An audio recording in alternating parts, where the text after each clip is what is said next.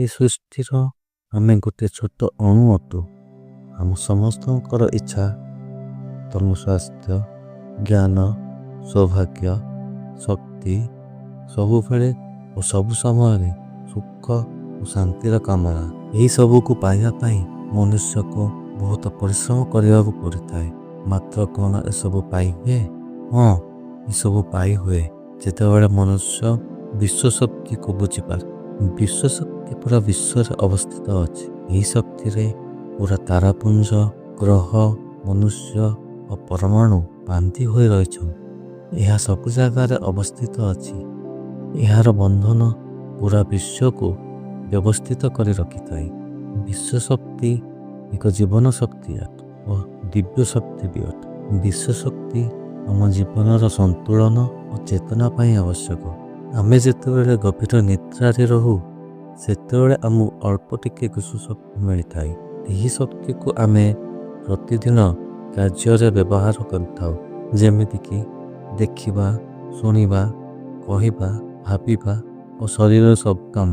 ଏହି ଅଳ୍ପ ଶକ୍ତି ଆମକୁ ଶୋଇବା ସମୟରେ ହିଁ ମିଳିଥାଏ, ଯେଉଁଟା ସବୁ କାର୍ଯ୍ୟ ପାଇଁ ଯଥେଷ୍ଟ ନୁହଁ। ଏଥିପାଇଁ ଆମେ ଥକିଯାଉ ଓ ରୋଗଗ୍ରସ୍ତ ହୋଇପଡ଼ୁ। ଭରପୁର ବିଶ୍ୱଶକ୍ତି ଆମକୁ ଧ୍ୟାନରୁ ହିଁ ମିଳିଥାଏ। ଧ୍ୟାନ ହେଉଛି ଆମ ନିଜ ଚେତନା ଆଡ଼କୁ ଆସିବା ଛଡ଼ା ଆଉ କିଛି ନୁହଁ। ଧ୍ୟାନ କରିବା ପାଇଁ ଆମେ ପ୍ରଥମେ ଆମ ଶରୀରକୁ ସ୍ଥିର କରିବାକୁ ପଡ଼ିଥାଏ। ଯେମିତି ଶରୀର ହଲିବା, କହିବା, ଶୁଣିବା ବା ଦେଖିବା ଓ ଚିନ୍ତା କରିବା ସମସ୍ତଙ୍କୁ ଧ୍ୟାନ କରିବା ଆବଶ୍ୟକ। ଧ୍ୟାନ କରିବା ପାଇଁ କୌଣସି ଗୁରୁଙ୍କ ଆବଶ୍ୟକ ପଡ଼ିନଥାଏ, କାରଣ ତମ ନିଶ୍ୱାସ ହିଁ ତମ ଗୁରୁ। ଧ୍ୟାନ ଗୋଟେ ଅନୁଭୂତି ଅଟେ। ଧ୍ୟାନ କରିବାର ଅନେକ ଗୁଡ଼ିଏ ପ୍ରକ୍ରିୟା ଅଛି। ଅନେକ ମାର୍ଗରୁ ଲୋକେ ଧ୍ୟାନକୁ ଉପଲବ୍ଧ ହୋଇପାରିବେ। ଧ୍ୟାନ ଆଡ଼କୁ ପହଞ୍ଚିବା ପାଇଁ ଅନେକ ରାସ୍ତା ଅଛି।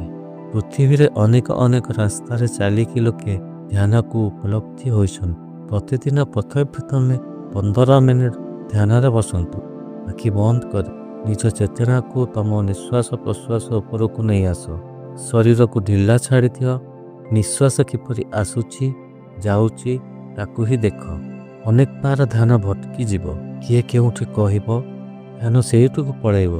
କେଉଁଠୁ ଟିକେ ଶବ୍ଦ ଶୁଭିବ, ଧ୍ୟାନ ସେଇଠୁକୁ ପଳେଇବ। କିଛି ନହେଲେ ବି ଭିତରେ କିଛି ବିଚାର ଆସିଯିବ, ସେଠାକୁ ମନ ପଳେଇବ। ମନ ସହିତ ଲଢ଼େଇ କରନ୍ତୁନି। ଧ୍ୟାନ ଯଦି ହଟିଗଲା ତାହେଲେ ଚିନ୍ତା କରନ୍ତୁନି। ଯେମିତି ମନ ପଡ଼ିଲା ଧ୍ୟାନ ହଟିଗଲା, ପୁଣି ତମ ଚେତନାକୁ ତମ ନିଶ୍ୱାସ ଉପରକୁ ନେଇ ଆସ। କୌଣସି କଳହରେ ପଡ଼ନ୍ତୁନି। ଏ ମନ ମୋର କାହିଁକି ହଟିଗଲା, ଏ ମନ ବହୁତ ବିଚଳିତ, କାହିଁକି ହଟିଗଲା, ଥିବାର ନଥିଲା, ସବୁ ବେକାର କଥାରେ ପଡ଼ନ୍ତୁନି। ଯେବେ ମନ ପଡ଼ିଯାଏ ତତ୍କ୍ଷଣି ନିଜ ନିଶ୍ୱାସ ଉପରକୁ ଧ୍ୟାନକୁ ନେଇ ଆସନ୍ତୁ। ଏହି ସମୟରେ ହିଁ ରହିବାର ଅଛି। ଏହି ସମୟଠୁ ବାହାରକୁ ଯିବାର ହିଁ ନାହିଁ। ଏହି ସମୟ ଛଡ଼ା ଆଉ କିଛି ବି ନାହିଁ। ଦେଖିବେ 2-3 ଦିନ ଭିତରେ ନିଷ୍ଫଳତା ଅନୁଭବ ହେବାର ଆରମ୍ଭ ହେବ। ମନ ନଥିଲା ପରି ମନେ ହେବ। ଏହି ସମୟରେ ମନ ପୁରା ସ୍ଥିର ହୋଇଯିବ। ଯେମିତି ତୁମକୁ ଗୋଟିଏ ଥର ଏହାର ଝଲକ ମିଳିଯିବ, ତାପରେ ଆଉ କଷ୍ଟ କରିବାକୁ ପଡ଼ିବ ନାହିଁ। ପ୍ରଥମ ଝଲକ ପାଇବା ବହୁତ କଷ୍ଟ ଅଟେ, କାରଣ ପ୍ରଥମ ଝଲକ ଅସମ୍ଭବ ପରି ମନେ ହୁଏ। ପ୍ରଥମତଃ ବେଳେବେଳେ ଧ୍ୟାନ ଘଟିବ, ପୁଣି ବେଳେବେଳେ ତମେ ଭଟକି ଯିବ, ପୁଣି ଧୀରେ ଅଧିକ ଧ୍ୟାନ ଘଟିବ, କମ୍ ଭଟକିବ, ପୁଣି ଏମିତି ସମୟ ଆସିବ ପୁରା ସ୍ଥିର ହୋଇଯିବ। ଧ୍ୟାନକୁ ପ୍ରତ୍ୟେକ ଦିନ କରିବା ଉଚିତ। ଏମିତି ଭାବିବନି ଯେ ଧ୍ୟାନ ମୋ ଦ୍ୱାରା ହୋଇପାରିବ ନାହିଁ। ଦେଖିବ ଗୌତମ ବୁଦ୍ଧ, ମହାବୀର ଓ ଅନ୍ୟାନ୍ୟ ମହାନ ଗୁରୁମାନଙ୍କୁ, ସେମାନେ ବି ପ୍ରଥମେ ତମରି ପରି ଭାବୁଥିବେ, ତାପରେ ଅଧିକ ଧ୍ୟାନ କରି ସେହି ସ୍ଥାନରେ ପହଞ୍ଚିଯାନ୍ତି। ତମେ ଯଦି ଭାବିବ ରାସ୍ତା ବହୁତ ବାଟ ଅଛି, ଦ୍ୱାରା ହେବ ନାହିଁ, ହକିକି ବସିଯିବ, ତାହେଲେ ହେବ ନାହିଁ। ଯିଏ ପ୍ରଥମ ପାଦ ପକେଇଲା ପରେ ସେ ଗୋଟେ ପରେ ଗୋଟେ ପାଦ ପକେଇ ସେହି ସ୍ଥାନକୁ ପହଞ୍ଚିଯିବ। ସେତେବେଳେ ତମେ ନିଜକୁ ହିଁ ପାଇବ।